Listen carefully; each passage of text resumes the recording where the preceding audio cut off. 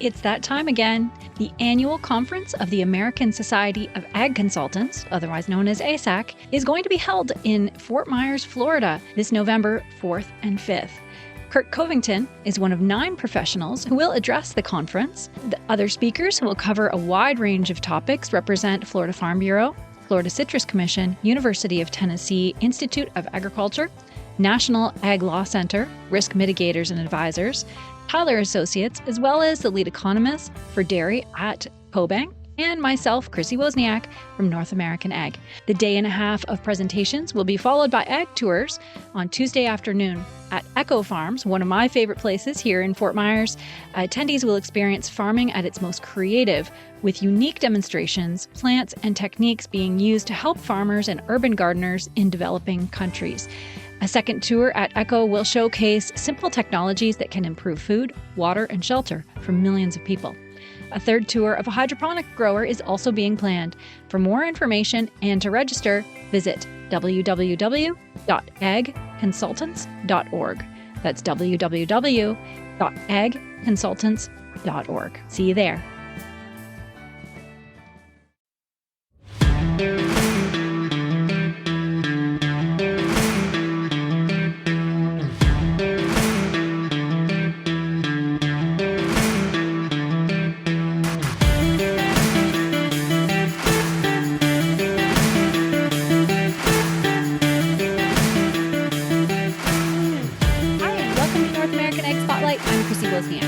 My guest today is the visionary founder and president of Global Opportunities, Inc., a U.S.-based company dedicated to fostering trade and economic connections between the United States and developing countries, with a primary focus on the Middle East and African regions.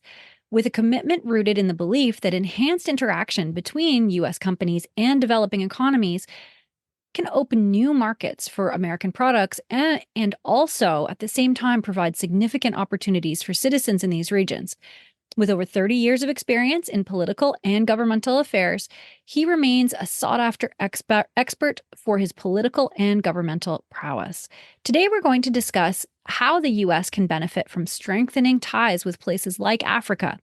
From North Brunswick, New Jersey, I'd like to welcome founder and president of Global Opportunities, Gary Hirsch. Welcome, Gary, and thank you so much for being here today, and I've been really looking forward to this conversation.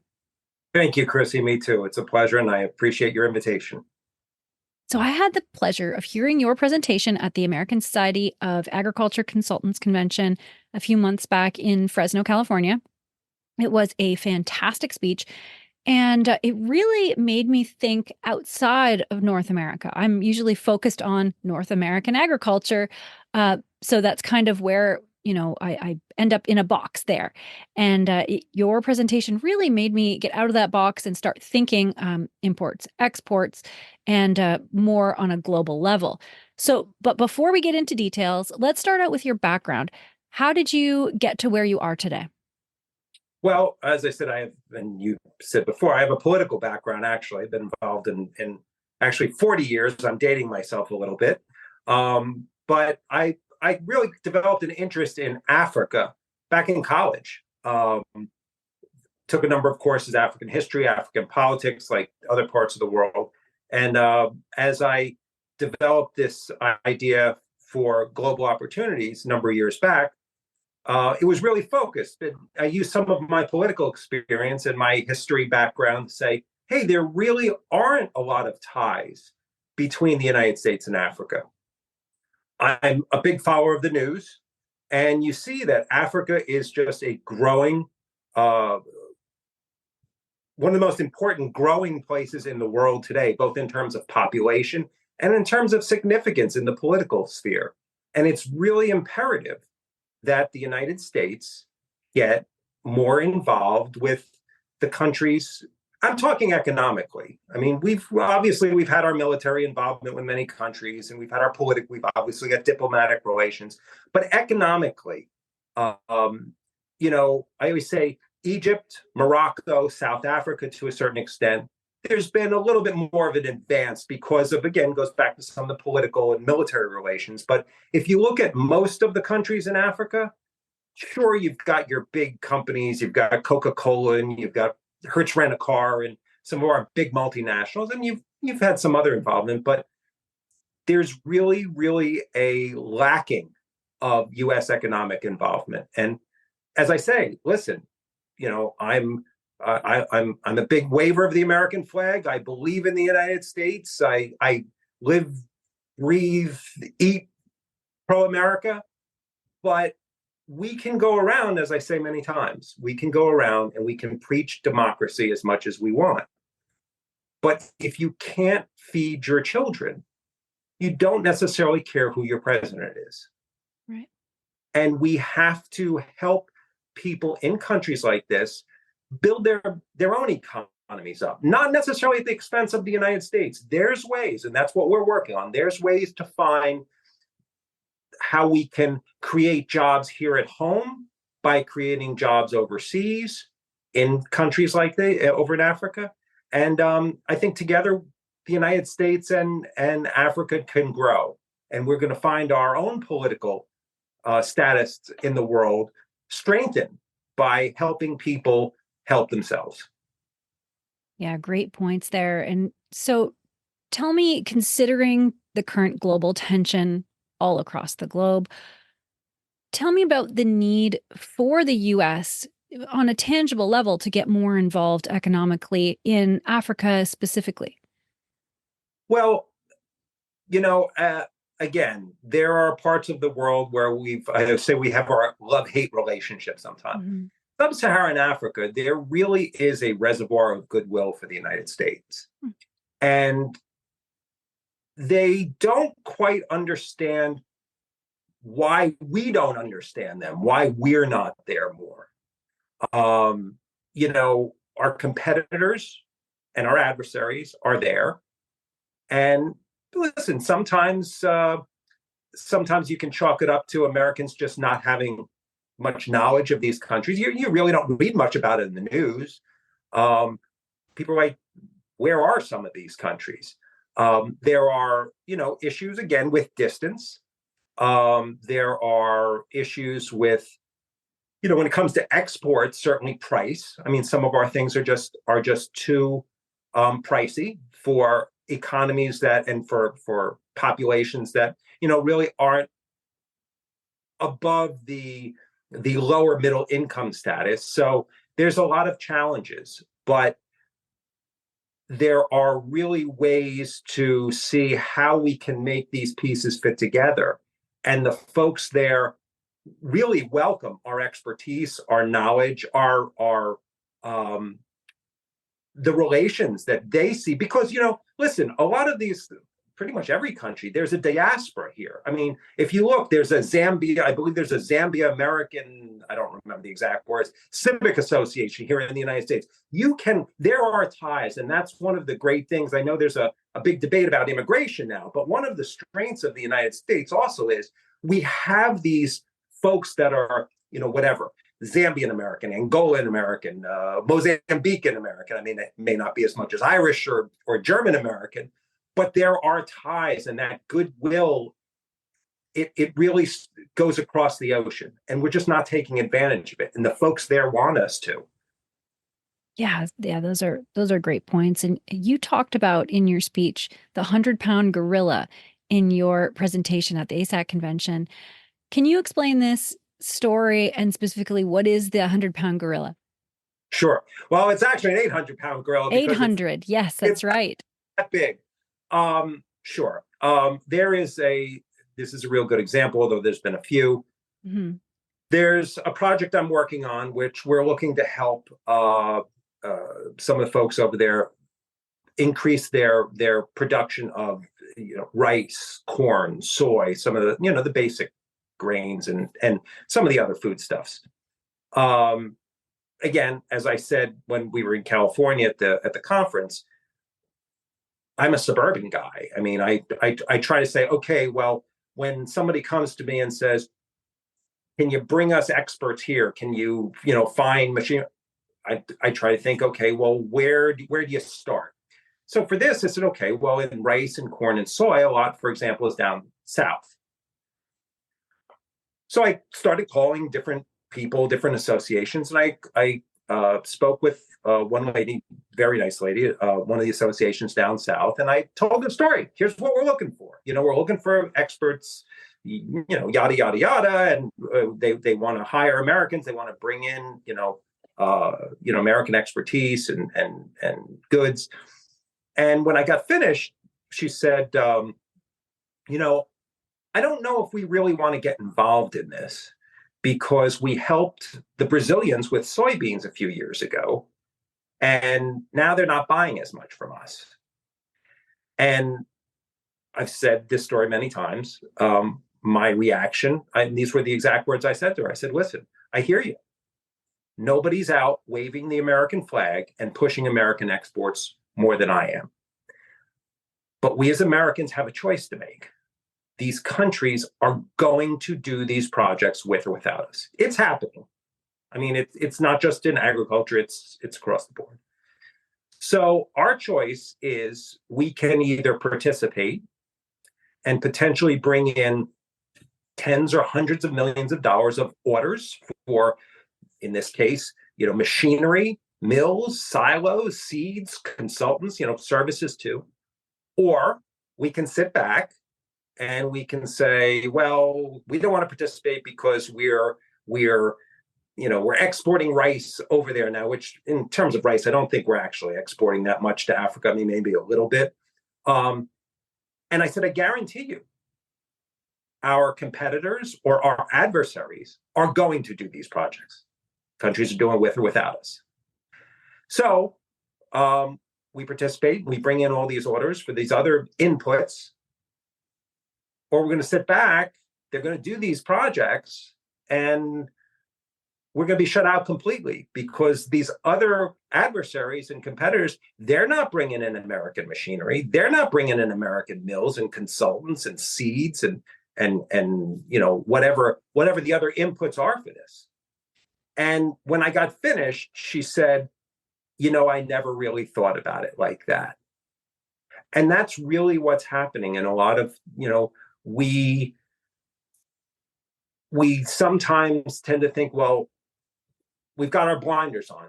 And listen, I'm sure the people that growing some of these things, they're like, well, maybe. But here's the advantage also.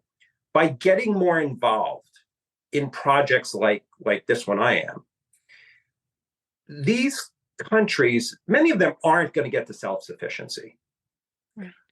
By deepening our ties there, we're going to potentially be able to capture a larger market share of the remainder between what they're able to grow and self-sufficiency, or as they increase their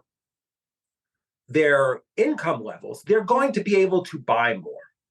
They're also going to be able to buy more expensive things, which maybe, again, I keep using rice, but we can say corn, we can say soy, whatever it is. Maybe ours is a little more expensive than some of our competitors. Well, as their incomes rise, listen, everybody wants a better product. And whether it's agriculture, whether it's consumer goods, whatever, few and far between are there examples that people say, oh, we don't want the American stuff. It's not good quality. They know it's good quality. They can't just always afford it. So if we're helping lift these countries up economically as well, they're going to be able to afford more. So all around, yes, is there listen, that's capitalism also. We can't, some people win, some people lose. But there are ways, I think, that we can mitigate our losses and our gains as a country, as an economy, are going to far outweigh any losses that we may suffer. Yeah, I agree. And do you think it's naive of me to think that boots on the ground relationships are valuable to build trust? Or are we now in a time in history where that doesn't matter anymore? Not at all. Particularly in many of the countries in the developing world, relationships are probably still much more valued even than we do here.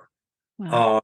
It's still a face-to-face. I mean, yes, everybody accepts the fact that you can't be flying over to Africa every week or vice versa, but there is a great value on personal relationships. I mean, that's just human nature.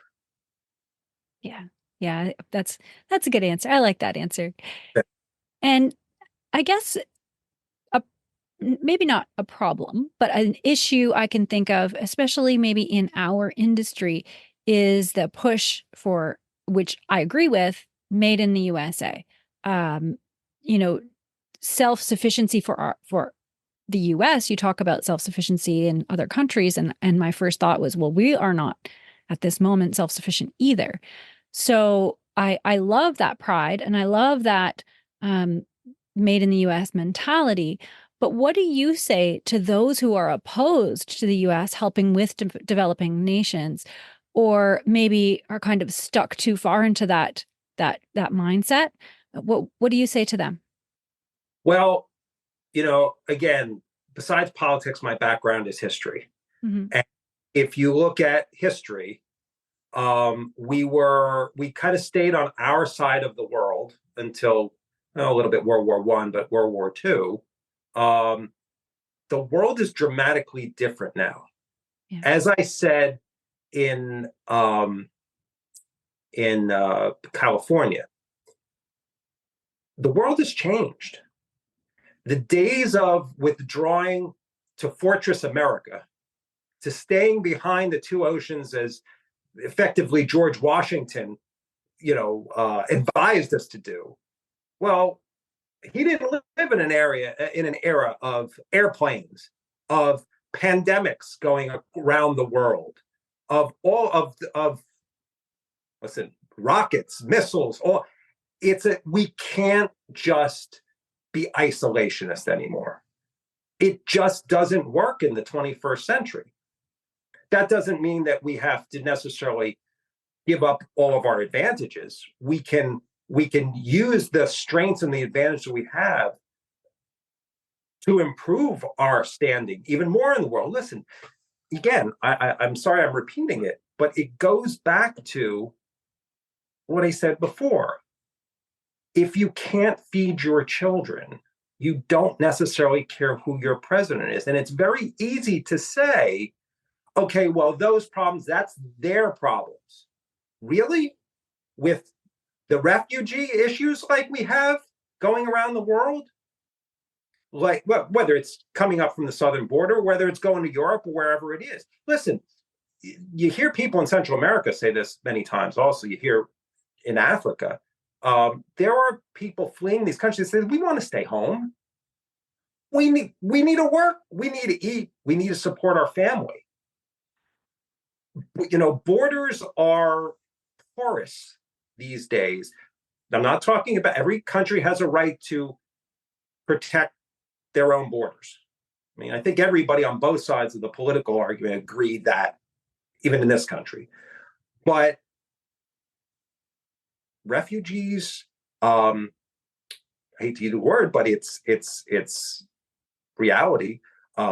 Terrorist unrest is not going to stay over there in a world where communication, where transportation, where everything is pretty much at everybody's fingertips. So listen, I guess we're advantages of when we could shrink and just stay over here, and our two oceans still protect us. I mean, one of the reasons the United States has been able to get to the position in the world we have is because we don't have hostile nations on our borders, which many of the other great powers have. Right. But that has broken down again in an age of super communication, transportation. It's just not reality. Yeah. And something you said there really resonated with me, and still continues to make me think. Something that happened to me a couple of years ago, when you said that, when a family is there and is disconnected and their family is hungry, that's the only thing that matters. In 2022, we were hit here in Southwest Florida with Hurricane Ian. And I got to experience for the first time in my life being completely disconnected from the world.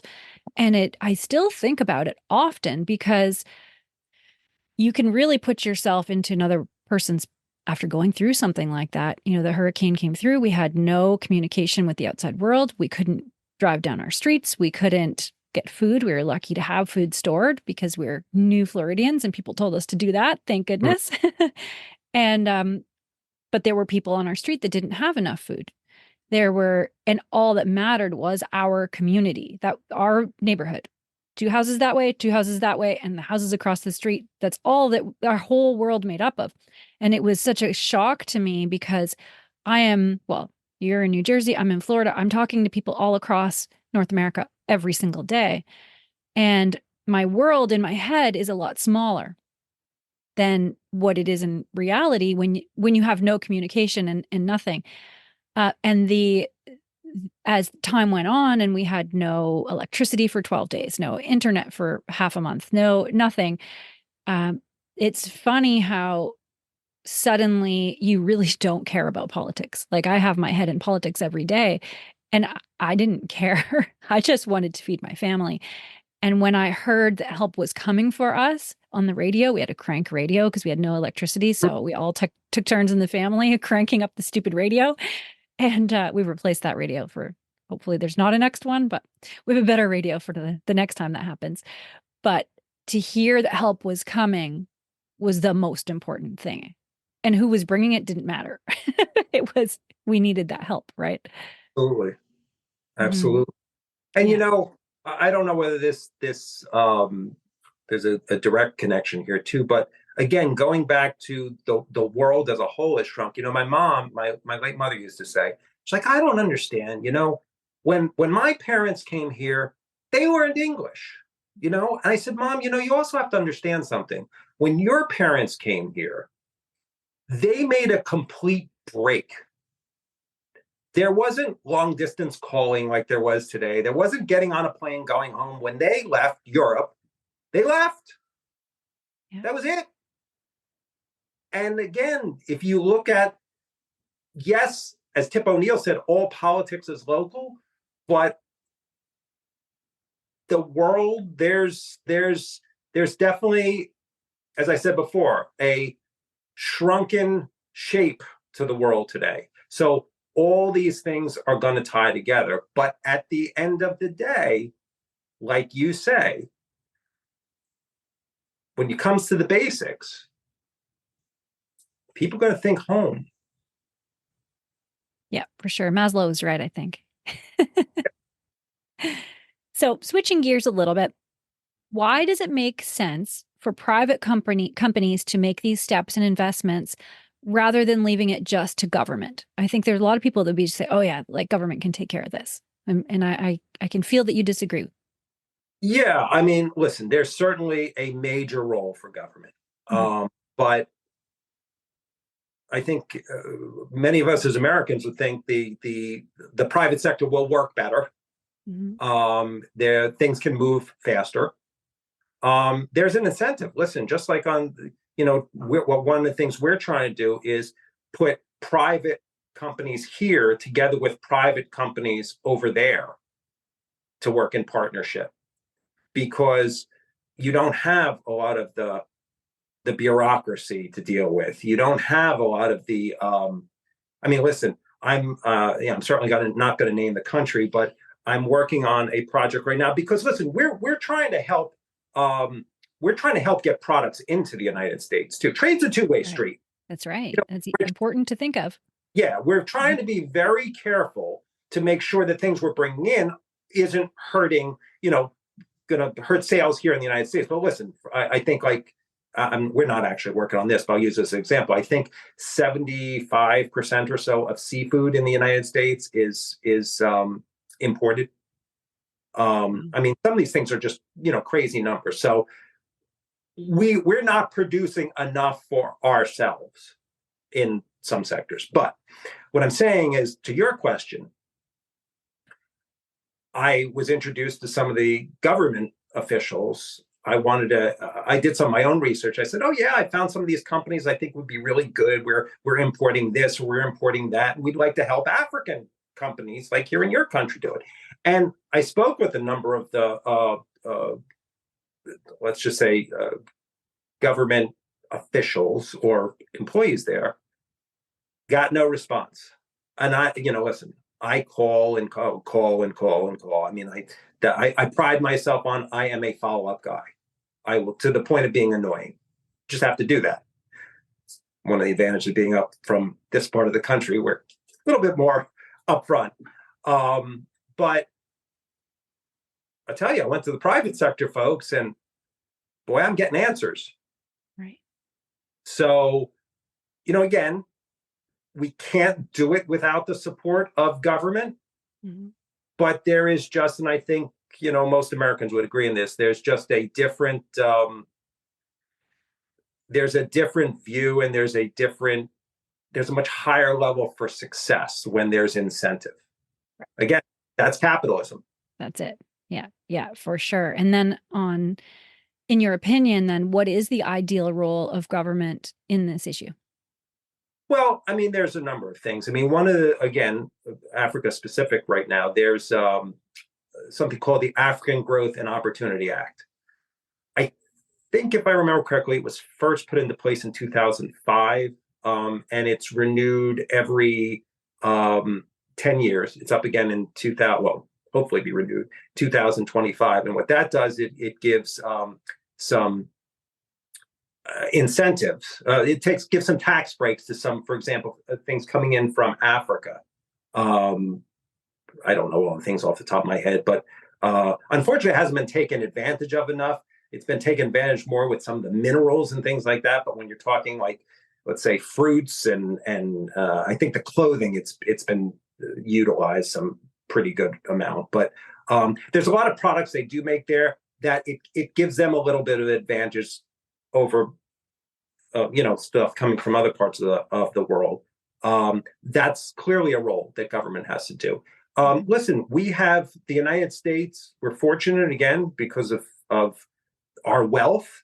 In most of the embassies around the world, you will find commercial offices from the Commerce Department. There are agricultural officials there. That is just some incredible insight they can give into each of these countries for folks like us who need to, hey, what are some of the regulations here? What are, who are some of the real business people here that, we don't want to waste our time with people who aren't serious. Who are they? And they can direct us to some of that. So there's a lot of different roles that government can play, setting policies. I mean, listen, I'm not a international law attorney. There's treaties with investment, policies that need to be set by government. There was one thing we were involved in kind of peripherally a number of years ago, had to do with milk powder. And there was a dispute over the paperwork that the country wanted. I guess the world had pretty much changed the paperwork to some other form. We didn't use that form. And they said, well, we want everybody using the same form now. And there was back and forth. And, well, they kind of shut down imports for a while until we came to an agreement of, yeah, this is what's going to say on the forms. That's not something that private folks like us can do. You've got to have involved in that. So listen, it's not a either or. We need to work hand in hand. And there's clear roles for both. What we're trying to do is work from as much as possible from the private sector side to build the private sector side.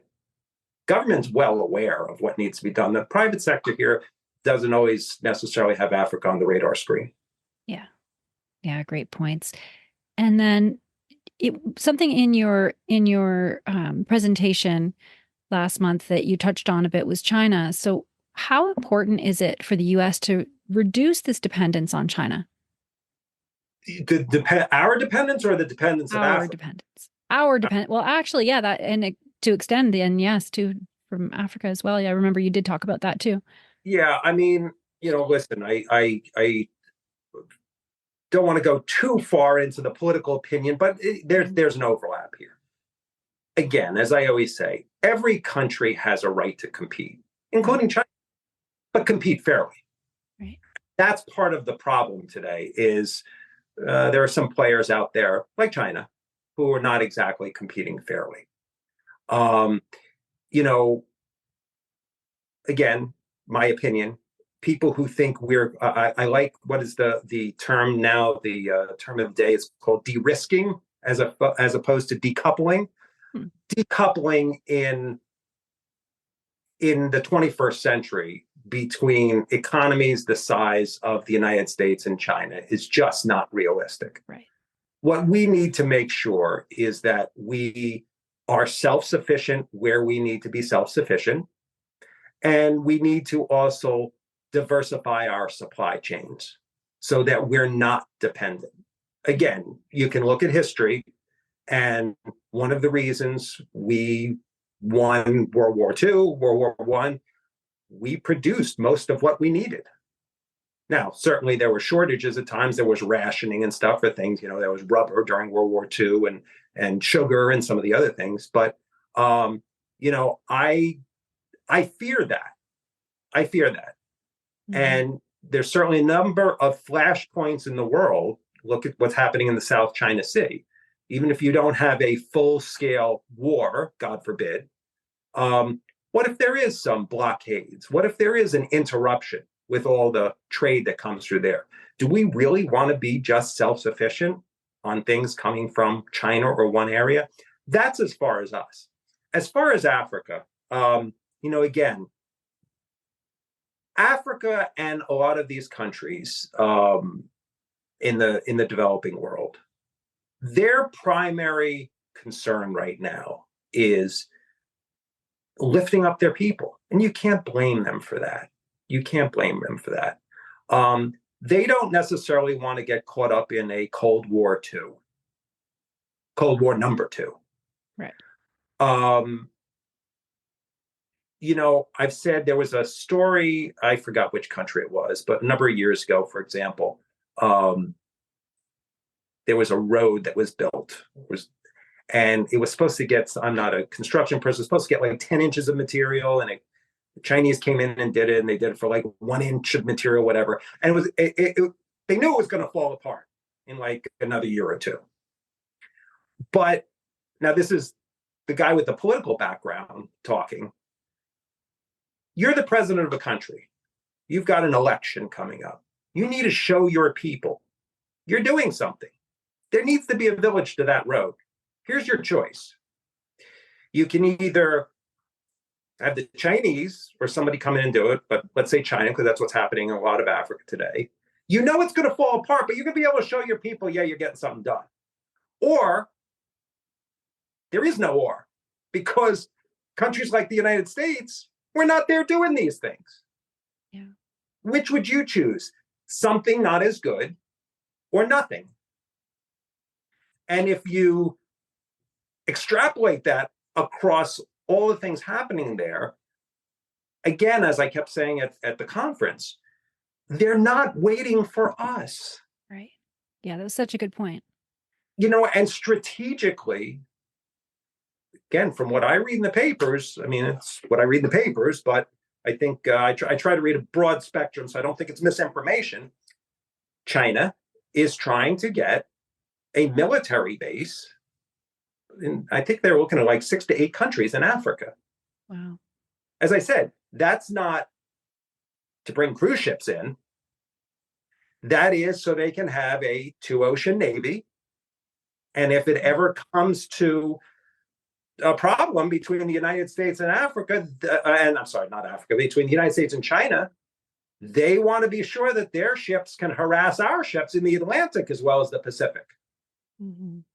So, again, putting the moral benefits by helping people and strengthening ties, there's a strategic benefit. And then you can also look at all the mineral wealth in Africa. There's a lot of things here. But again, let me just build on that point for a minute. Nobody wants to feel used either. Countries like in Africa, for example, they've had the West coming in, and now China, taking their minerals and taking. Yeah, they get paid some for it, and not all of it goes into the people's pockets, but that's another story. They want some of these other basics. Help us grow more food so we can feed our people.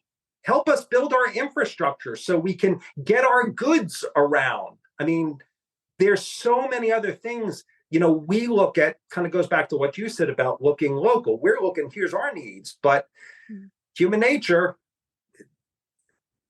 it takes two. And we've got to try to address both sides. And Africa, again,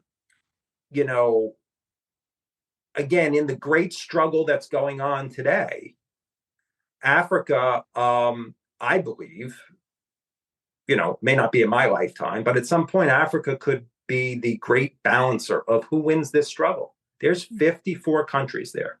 There's 1.2 billion people projected to grow to 2.5 billion, 25% of the world population by 2050. Wow. They are, the way they lean, who they line up with is going to matter economically, because their markets are going to be some of the biggest markets in the world. Everybody's going to want to get their goods in there.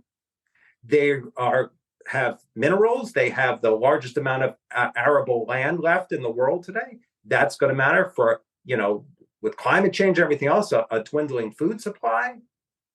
And now is the time to cement these relationships. We've got to lead. Our competitors and our adversaries are getting more and more entrenched. Right. It's going to be harder for us 10 years, 15 years, 20 years down the line to break into that if others are already established in those markets. We can't keep waiting on this. Yeah, you can't argue that for sure. And one of the advantages, and that's what I started to say before, I sidetracked myself. One of the advantages we have, and this just frustrates me to no end, over our adversaries, is our network of allies. We have people who, again, I'm not just picking on China. You can look at a number of the other powers around the world that we would have issues with. But how many allies does China have? How many real friends do they have? We have friends and allies around the world who respect us, who admire us, and who want to interact with us, particularly in countries developing, like in Africa. Listen, you go around a number of these countries, you see an Avenue Franklin Roosevelt, an Avenue John Kennedy. In Ghana, there's a George, I think it could be their biggest highway, is a George W. Bush highway because of what he did with helping fight AIDS and stuff. There is an admiration for the United States. But the more we just kind of sit on our hands from an economic level, I'm not talking Europe, I'm not talking, some of the other countries we're involved with around the world, but these countries where many Americans don't even where's that? I've never heard of that country. We're just giving up so many opportunities for our future in so many ways. And, as I say, nobody's going to change the world by themselves, but I'm determined to do my part. Yeah, that's awesome. So how would somebody get started? It's not like you can just hop on a plane to Africa and go, I'm going to go do business. What's a starting point? Oh, it's difficult. And my business partner would back me up on that. This has taken a lot longer to get going than we thought it would. But listen, there are a number of ways, going back to what you said about government role. There is, you've got USAID, you've got some of the different organizations, entities with the US government to start learning about some of the things going on there. You can contact some of our embassies. And there's also, again, depending how somebody, wants to go about it, some people may want to think more about working for a company that has some overseas operations, because you learn about it that way. Right.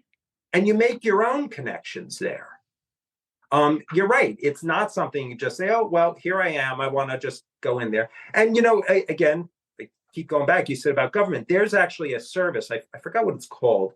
It's with the United States Commercial Service. And you can do it through most of the embassies. There's a fee. But if you have let's say a product and you want to see who, I don't know, you can use the old example, widgets. You make widgets, and there's somebody who buys widgets over there, or you can actually go through this service, and they will do an analysis. Yes, this person is around, stuff like that. Again, there's a fee involved, but there's different ways to do it. And again, with youth, with a lot of the young people getting involved with the USAID or some of the organizations that you can go, Peace Corps or something like that. When you get older and you have to support a family and stuff, you may not be able to necessarily survive on that income. But you build. It's like travel. You build a love of traveling, or things when you're younger, and it lasts a lifetime. Mm-hmm. So you start. You take, I guess in England they would call it a gap year, or after you get out of college and something like that. Try to do one of those things. You'd be surprised. Yeah, good advice. And so, if people have more questions for you, where can they find you? We have. They can email me at Gary Hirsch, GaryHirsch @Global Opportunities. OPPORTUNITIS .US. I had to get the US in there. Mm-hmm. And we have we have a website, globalopportunities.net. And they can, communicate with us through that also. I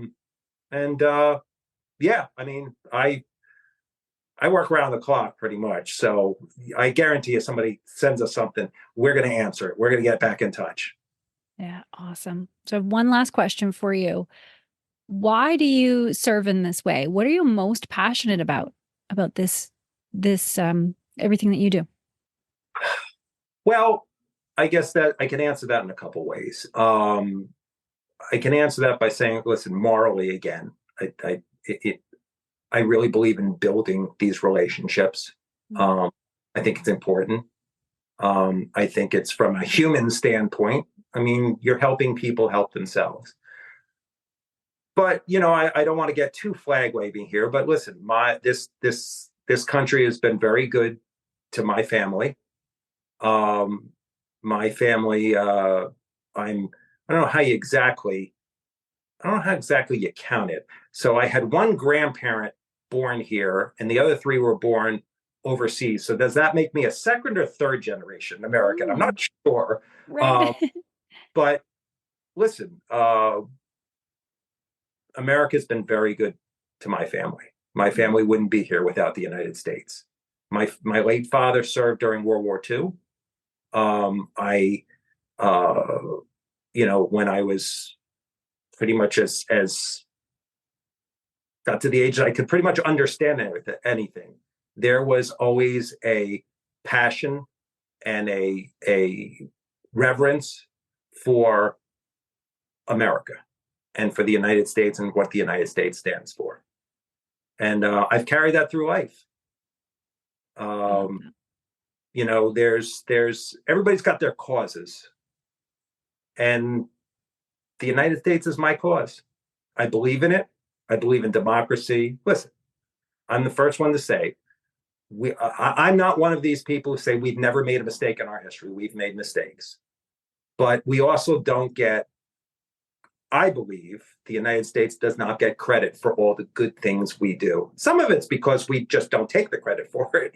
But I believe we're the greatest country there is. And I believe that we should utilize our standing to deepen the relationships with folks in countries like Africa. So we will continue to be the shining light that we've been through much of our history. I love that. Yeah. Great answer. Well, thank you so much for joining me today, Gary. What a great conversation. My pleasure. I appreciate the invitation. And thanks to all who are watching or listening. If you want to learn more, links are provided in the show notes. And don't forget to subscribe to North American Egg Spotlight on YouTube, Rumble, or Telegram channels. And the podcast is available on Spotify, Apple, Amazon Listen Notes, or wherever you listen to podcasts. And if you like the episode, I'd love it if you shared it. And have a great day.